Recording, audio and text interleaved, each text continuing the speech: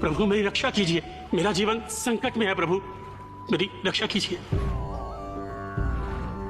ऋषिवर, आप किससे अपने जीवन रक्षा का आग्रह कर रहे हैं? मैं ना तो किसी के जीवन की रक्षा करता हूं और ना ही किसी को दंड देता हूं।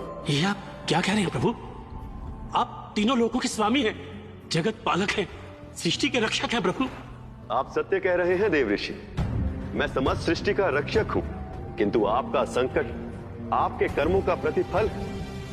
आपने अकारण ही जिन मनुष्यों को श्राप दिए, उनके दुख और त्रास का कारण बने। ये उसी का परिणाम है जो आज आपके सम्मुख खड़ा है, और इसे आपको ही भोगना होगा ऋषिवर। मैं समस्त जीवों के कर्मों का साक्षी होता हूं, उनमें कोई व्यवधान उत्पन्न नहीं करता, क्योंकि नियति के अनुसार जो उचित कर्म करता है उसे वैकुंठ का सुख मिलता है, और जो अनुचित कर्म करता है उसे आपकी भांति ही दंड भुगतना पड़ता है। इसमें मैं कुछ नहीं कर सकता।